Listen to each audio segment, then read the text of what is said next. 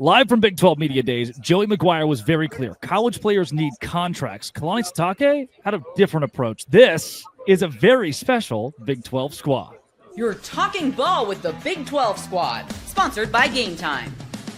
From Oklahoma State to Utah, from Kansas State to BYU, from Houston to Texas Tech, it's the local experts of the Locked On Podcast Network bringing you scoops, breakdowns, and the most comprehensive preview of the upcoming Big 12 weekend. Buckle up, it's the Big 12 squad and we have a seat for you. No hurt feelings and thin skin allowed.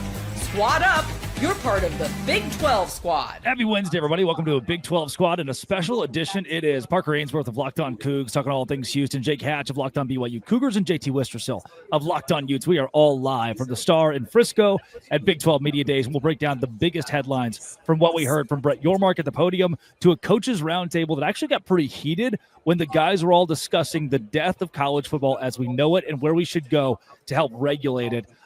And that is exactly where we'll start. Hey, hit subscribe. We get to keep our jobs if you do that. Thanks for making us your first listen every single day as well. It was the roundtable to me that really stood out on today because it was Joey Maguire who says we need contracts. And then it was Kalani Sitake who immediately after said we need amateurism. He wanted to defend amateurism in college athletics as Maguire was talking about further building these borders around how you operate as employees of your university when you're an athlete. And that to me was maybe the most pointed thing that we heard in a day that didn't have a ton of sound bites to me. Well, I think you're right about that, Drake. Because the biggest thing we took away from this is that these coaches have different approaches to this. BYU's been very adamant saying, at least the boosters have been saying they're not going to be outbid. But have Kalani Sitake say, hey, we need to protect college football and amateurism as best we can. I'm not going to lie. I kind of appreciated what Joey Maguire went with because I think it's more and more what Joey Maguire envisions versus what Kalani Sitake is envisioning for college football. Yeah, I think it's interesting what you get with these honestly, with like the roundtable, as you mentioned, I was surprised at several of the answers we gave. I mean, Kalani Sitake at one point even voiced like how he would be down for the non-conference schedule to be nothing but P4 opponents. You play someone from the Big Ten, the ACC, and the SEC. I thought that was an interesting idea too. So it was interesting to hear these coaches talk about it, and they do even like they have so much in common, but they have clearly different views of what's best for the sport too as well. And you know, with some of these NIL things, they are so fascinating, right? Because you get everything that's going on with Texas Tech swooping in, landing this 5-star offensive lineman that at one point we thought was Ohio State bound, Texas bound. Utah was trying to get in the running with that too. So it's just very interesting when you have schools that also have benefited greatly from an NIL, BYU being one of those, Texas Tech being another one, right? Like they have differing views. So I think it's very interesting. And we did get some spirited opinions out there, which I thought was a really good to see in a place where sometimes you do get canned answers. It was cool to see those coaches be candid instead. I will say, though, it rubbed me a little bit the wrong way, and I tweeted this out, too, that Scott Frost was kind of more for the old school, older way of things, it felt like. And he also, in the same breath earlier today, said that, you know, he took the wrong job when he went and got a bunch of money in his payday. Like, that was clearly, crazy. At some point in his career, he related to, like, go get the biggest payday, but not the kids, right? That they shouldn't get the biggest pay. That didn't rub me the right way at all. I did appreciate, I thought, Sitake wanting the old school way of thinking, but I will say it felt ironic given what we know about how BYU is building their roster, right? Like that felt a little odd as well. Yeah, I thought the coaches, by and large, in the first 8 were fairly uneventful. Maybe Scott Frost was the one that you point out and say, hey, he gave you that soundbite of saying, don't take the wrong job. And you see all around us, coaches still talking to media members and giving their soundbites on their own. Joey Maguire gave a lot to individual media this morning when he talked to ESPN. And past that, I thought it was the roundtable that actually opened the guys up. And it sounds like Texas Tech is very much following the Big 12 model of being open for business. But Jake, BYU is in a boat where if Kalani Sitake had his way, I think Dave Aranda's also kind of in this cohort, that you would do away with paying the student athletes the way they're being paid, or at least the large sums they're being paid. Well, and that's the surprising thing to me because Kalani's been so adamant about wanting his guys to get compensated for NIL that the tone he struck today kind of stood in stark contrast to what they have said previously about, hey, we're in the game. We're here to compete. We're here to make sure that guys are taken care of financially. And we all know the reputation of BYU when it comes to NIL is they've been very clear that they're willing to spend money. They're willing to make sure guys are compensated. And that's a big reason why they got a lot of guys that signed on with this football program when it came to the transfer portal. So, yeah, I was a little bit confused as to the tone being struck by Kalani today, because as you mentioned, it's kind of more in the Dave Aranda field, where I felt like Kalani before this has been more in the Joey Maguire vein. Joey Maguire, interestingly, so he speaks today, Tuesday, as we're recording this, like just a couple hours ago. He also they just signed a $5.1 million deal very publicly. Derek Shelby the agent was very front. Depends on who you talk. 2.3 maybe. Well, but the agent was very upfront about making it a 5.1 deal publicly. And I don't think Joey could have said anything else either. That's only been a couple of days, and when you factor in there's a holiday weekend, it's kind of the most fresh thing on our mind. He probably was the one who could, even if he actually felt that way, couldn't have done it. It's interesting to hear all these coaches talk about enforcement of the rules, because McGuire's a guy we talk about. If there's enforcement of the rules, does that go well for Texas Tech, right? For Baylor, does that match? Some of these schools, if we do enforce the rules, which they say they want to, and they want to get under control and they want to get it regulated, but we've talked about this before too. How does the school then that wants that imposed not also get caught in the crossfires because they did something too? That's what makes this all so interesting. We talked about this a while ago with all the tampering stuff, right? About who's going to actually come out and say, oh, so-and-so tampered me. We did see a little bit Wisconsin and Miami have this lawsuit now, right? Something there. So that's the start of this, but are we really going to see teams go at each other, and are we going to see these things be enforced? That's something that's going to be very interesting to see, because in many ways, everyone loses. Yeah, and they just had a thing with Venmo talking about the new way they're paying players. And Barry Trammell, obviously the Big 12 legend that he is, asked the question to Brett Yormark point blank. Brett, how do you guys stay out of court in terms of the enforcement of this new NIL guardrails? And Brett, to his credit, tried to answer best he can, but at best it came off as, yeah, we don't really know. We'll find out, because this is going to get tied up in court. NIL is going to get challenged in the legal system, and we may very well go back to what it was previously, even though we've just gone through this entire House settlement and having this college sports commission and the like set up.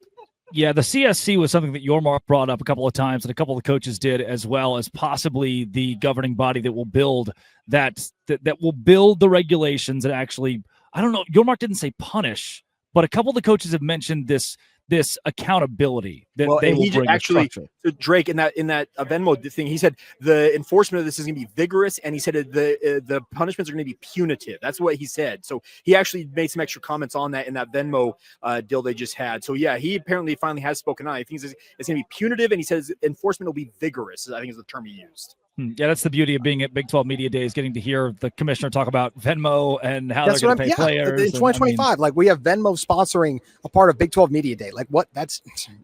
We've come a long way, I guess. We have, and if you ask Kalani Sitake, we're ruining college. If you ask all of the Big 12 coaches that spoke in their 8-man roundtable today, then you're going to get the answer that we are ruining college football. It's the beauty of what we're doing. Chris Kleiman sitting to our left over here, hanging out. Yeah, I can actually see Drake right now, and I can confirm he is as sunburned as you all think he is over these streams as well, too. Always am.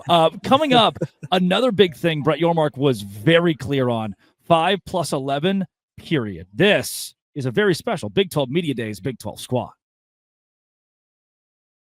Today's show is brought to you by FanDuel. Why is it brought to you by FanDuel? Because this just, whenever you want to get in on the action, FanDuel is right there for you, even in the summer months. So I'm a big baseball guy. I love the Texas Rangers. Even when they're not very good, I can go bet on the money line of the Texas Rangers when they're playing, specifically Parker's Houston Astros. And I can get money from FanDuel. You're already following the action, so why not make it a little more thrilling with FanDuel? I've been using it to track my favorite matchups as well. It keeps fresh daily promotions on ways to keep me in on the action. If you're new to FanDuel, new customers can bet $5, just $5, and get $150 in bonus bets if your first bet wins.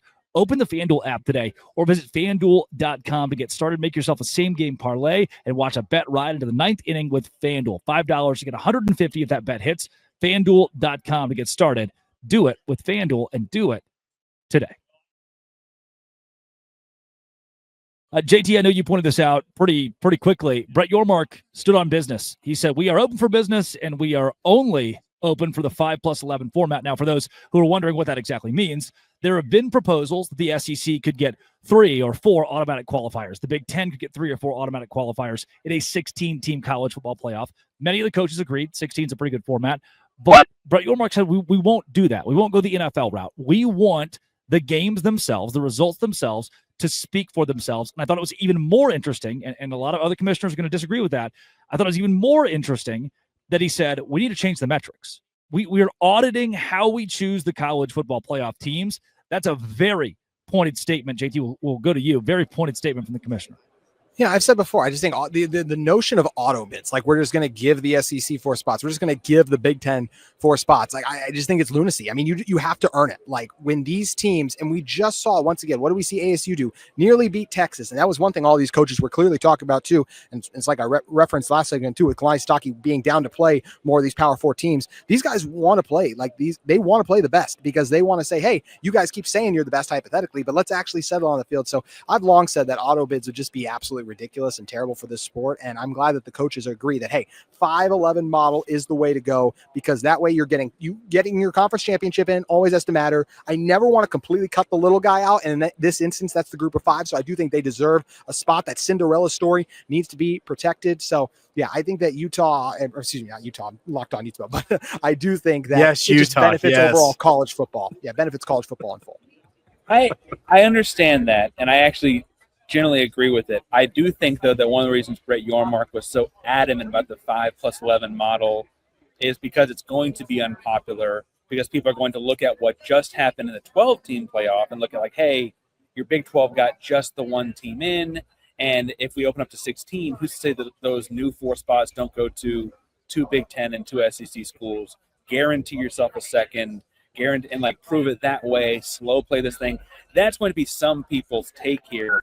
I think in the big picture, the macro, I actually agree the 5+11 opens it up to where you could have more than 2 Big 12 teams if we understood the sport a little bit better, maybe.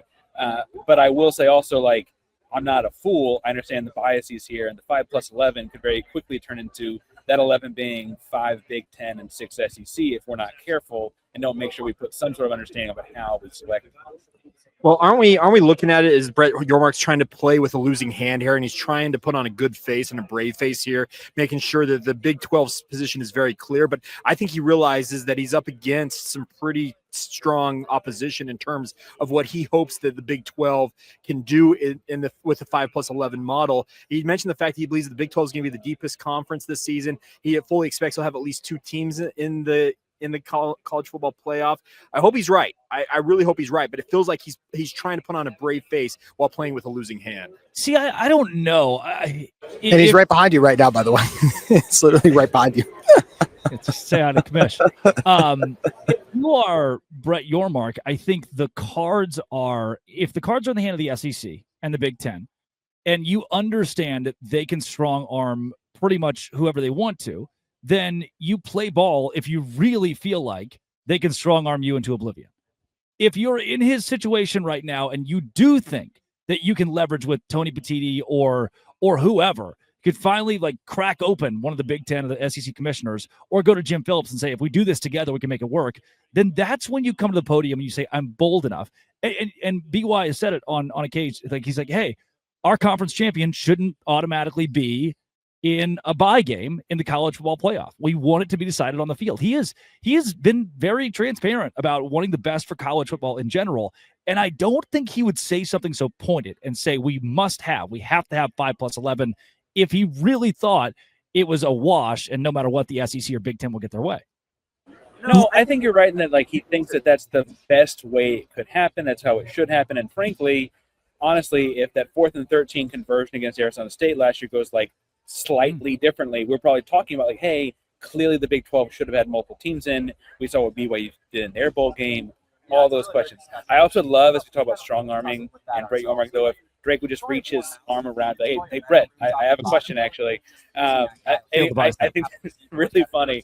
I think that the reason he came out so strong, so adamant, and probably the only like real pushing thing he did or said was because he knows so many people will not be in favor. Like he's openly defying what many people will think as the commissioner of the conference, and he has reasoning that I think we all agree with, even if other ADs or coaches might not. Oh, I thought Jay was going to say something. I just want to jump in and say this. Something else he mentioned too. He feels the Big 12 is the deepest conference in college football. I actually don't know if I agree with that. Do you guys? Hold it. That's segment 3. You Hold didn't. it. We are in person. You still didn't give us a rundown. Like, I just want to make that clear. Because there are so many in person. Your commissioner is behind you, and we're trying to be a professional podcast, and you couldn't give me a rundown still. I should grab him, shouldn't I? It's the got beauty Chris of Hyman right there too. So. yeah, it's the beauty To be of fair, sitting behind Jake is Avery what do you Johnson. expect Now him to what? write it on? Yeah, Everybody's here, dude. Like it's not. this is just we are figuring this out as we go, and that's kind of part of the chaos of. Okay, Big 12 well, Media Days. Yes, Jake? I just want to add. Here's the deal: the 5+11 model is, I think, the most, I guess, I want to call it American in terms of earning your way to win a national championship. If we're going to start handing out. Yeah, if we're gonna hand out like 4 to the Big Ten, 4 to the SEC, well, guess what? That it becomes essentially we're just handing them out. I like the 5+11. You make sure that at least there's representation from across the 4 Power Fours. You give the G5 the representation, and then the other 11. Yeah, if the Big Ten or the SEC are the best conference in a given year, then yeah, guess what? They're going to get the lion's share of those conference invites, the actual invites to the CFP. That very well may happen every single year. But I still think it's the most, I guess you want to call it, American model is to have the 11 at-larges. I like that Jake stopped just short of calling the other models communism. He was very close. Very close. Very close. I love that he used just like American instead of using communism. He was like, "This one would be more American." The most democratic, guys. That's what we'll go with. Democratic. But there we go. here's what I will say, and I don't mean to we should probably get away from that actually with my next point, because I think that that's fair.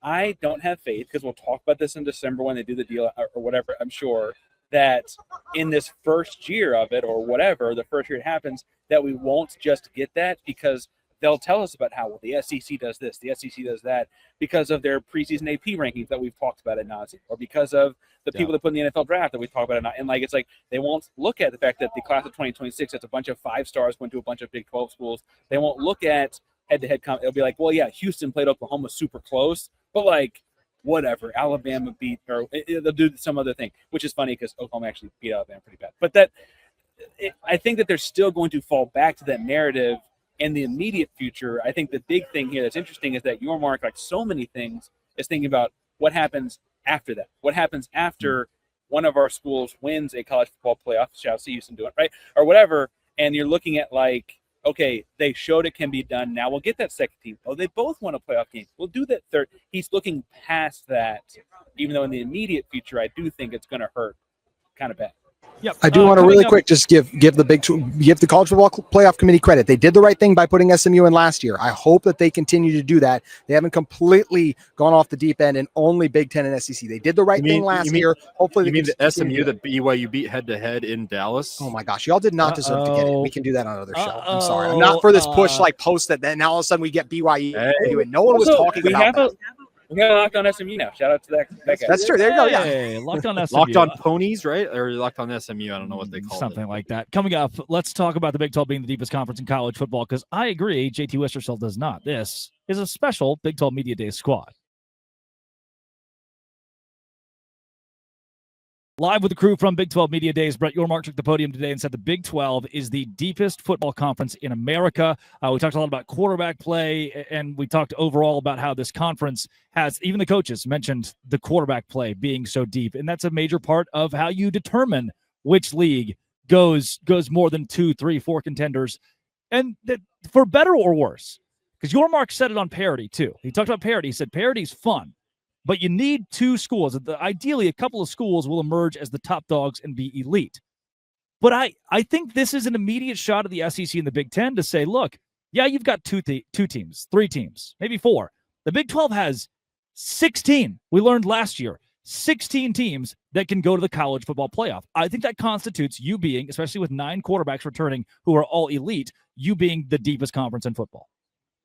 More than quarterbacks, though, to me. I look at it like this. And look, and once again, like what I have always been a proponent of is that the best teams deserve to get in. But I do think that's different things. We're saying like, hey, there are Big 12 teams that are better than SEC teams, and saying, hey, it's deeper than the SEC. I just look at some of those South Carolina, LSU. I do think the SEC is probably the deepest conference to me. I look at the level of talent they have, and I'm not trying to be that guy who all of a sudden sells out, but there's just been a lot of SEC programs that do have that power and that prowess where I say, hey, you can give the SEC when it's close gaps, we can give them the benefit of the doubt. But bad losses are still bad losses. That's where I get frustrated. Losing to Oklahoma, losing to Vanderbilt, those are bad losses. Those are bad losses. Just like there's bad losses Pac-12, right? Losing to Cincinnati last year wasn't great. And I know some good teams did that, but I don't think it's the deepest conference. Maybe I'm the only one here with the Big 12. I don't think the Big 12 is the deepest. I still think it is the SEC, honestly. It's how you define deep.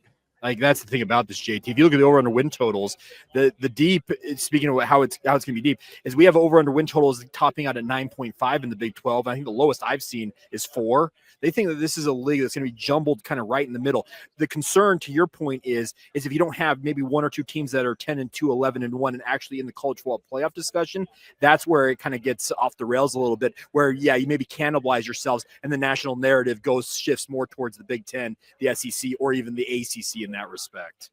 Yeah, I think what's interesting here is it's actually kind of two different kinds of good. There's good all regular season in terms of entertaining, where you don't know who's going to win on a given Saturday. And I think we could also be like, that's really fun. That's a good product. There's also like excellence, where you're good and you're consistently winning. You're beating some teams by a lot. You're showing dominance in the field. And I think the truth is, as a conference, you kind of want both. And it's, if you had to pick one, what do you pick? And right now the Big 12 is leaning more towards that parity side of things, and that's really fun. And we know ASU, we keep talking about it, almost beat Texas in the college football playoff last year, and then would have had, a college football playoff win on top of it all. But ASU also won some really close games in this conference that, like, honestly, you play them 10 times, they might not win 5 out of 10 of those, right? And so that's part of the fun of what we do. They're different calibers of, like, what is good, what is a good product. And it was interesting today, it wasn't as explosive, but that Brett Yormark did say the other kind of good is actually kind of something we want to have as well. And we've all been pitching this other. So are you saying the SEC? Were you agreeing SEC is deeper or no? No, I don't think. Oh, come on. I wanted to high five you. We're so close to each other. We can't even agree, and we're this close together. Gosh dang it. I will say, though, you should really go top of the SEC once Utah leaves this conference and goes, because that may be one of your future destinations, right? Y'all talk about that all the time. And Utah, is that It's Big 10, though. Let's be honest. It's always the Big 10. There's a piece of this that I will back up, JT. Look at the MAC, and we love Tuesday night action because Miami of Ohio could beat Toledo any given week. Okay. Right? To be fair, we love Tuesday night action because of FanDuel more than anything. Yeah, yes, that's where I utilize FanDuel the most. But they're deep. They have 8 teams that could probably win the MAC any given year. It's a matter of having those teams be a brand that can stand out in college football. Arizona State is not getting coverage on ESPN. Sam Leavitt is. Sam Leavitt's one of the best quarterbacks to play. But Arizona State as a program is just not going to sell, at least not right now. BYU sells. Texas Tech sells. Even Kansas State or Oklahoma State. I think Houston can climb into that category. Utah very obviously is.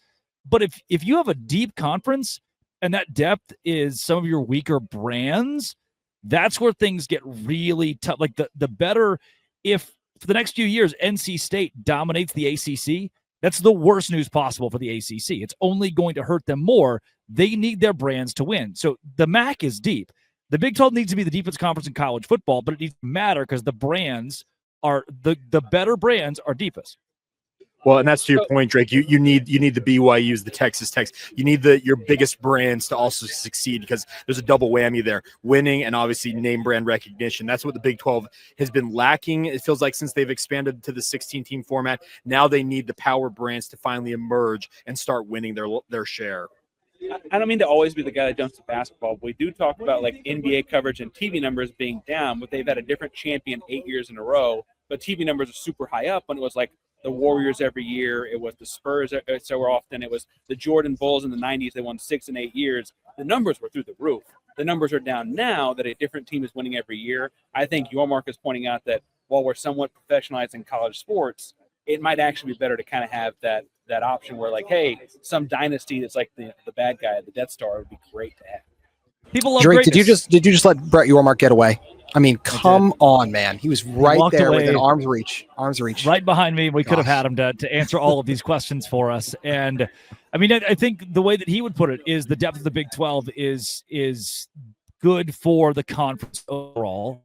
Parity, as he already mentioned, isn't the best thing, and you need to find your good teams, your elite teams. But having depth more than the SEC, more than the Big 10, gives you stronger matchups when, and yeah, man, it's what's tough again. I talk about it a lot. The SEC, they have the number 2 team play the number 6 team every week. Like, they've got a top 10 matchup somewhere there every week. We have a lot of number 24 versus number 19, number 17 versus number 22, number 15 versus number 16. And that's where the depth is. You have your sixth best team that's like, wow, they're actually a really good football team. But again, looking back at last season, if that team is Colorado is probably fourth or fifth in the Big 12, right? Kansas State is somewhere sitting in that same spot. Are you talking about the brand thing? Is that what you're talking about right now? Mostly, yes. Well, I was going to say, I just don't feel like there's a massive difference between the national perception brand-wise BYU versus ASU right now, because neither one have been a football powerhouse. So I don't think there's a massive gap there. I think someone is trying to fill and become that. Spoken like a true Ute homer he is. Come on now. Say that one more time. Spoken like a true Ute homer that you are. No, BYU's not named brand. I have never. BYU is a big brand in Provo, and it's still a brand that has. BYU is probably the biggest brand in the Big 12, but I do not think it is much more than an ASU. There you go. Yeah, biggest brand in the Big 12. Clip that. Probably. Right I mean, I think they are. I do. But I don't think it's that big of a difference between them and ASU, because I don't. If you ask anyone like from SEC country about either of those teams, they're gonna be like. In fact, they probably would lean more recently to ASU, just since they won most recently. Even if BYU was number 2 last year, you ain't first, you're last, like Ricky Bobby said. That's true. He did say that. Thank you for bringing a Talladega Nights quote to it. We can't do righteous Gemstone's a good one too. I couldn't get Gemstone's quotes would also work. Overall, spectacular day at Big 12 Media Days for the entire Big 12 Locked On Big 12 family. Yes, JT. Can I throw one more thing in just because I haven't angered everyone enough yet? Would y'all agree with what Kalani Sitake said? I actually think I would be in favor of it, to play only P4 teams. He talked about you play SEC one non-conference game, Big 10 one non-conference game, then ACC. I go back and forth because I don't like cutting out the little guys, but at the same time, I don't love tuning in on Saturday knowing that Utah is going to bludgeon whoever they're playing in that game. It can serve a benefit to red shirts, I guess, and especially when you're opening your stadium. I know you want a guaranteed win, so you're going to schedule the Citadel as much as you can, but I don't hate that idea. I think I would be down for that, and then you just got to figure out another way. Maybe it's a spring game where you play that team. I don't know. What do you think? I'll close this out with an objective opinion. Objective opinion. This is good. Utah goes 12-0. Their 3 non-conference games were Wake Forest, Southern Utah, the Citadel. Utah goes 9-3. Their 3 non-conference games were Ohio State, LSU, and Clemson. One of those teams gets in the college football playoff. One does not. Strength of schedule doesn't matter in our sport the way that we think it does. And until that changes, keep whoever you want on your schedule. Make it as easy as possible because it's just about wins. Unbelievable day at Big 12 Media Days. Wrong. JT Worcestershill, Parker Ainsworth, Jake Hatch talking all things Utes, Cougars of BYU, Cougars of Houston, and Cougars of BYU. This has been and always will be a very special Big 12 Media Days Locked On. Thanks for making our shows your first listen every single day. Dose Grande Squad.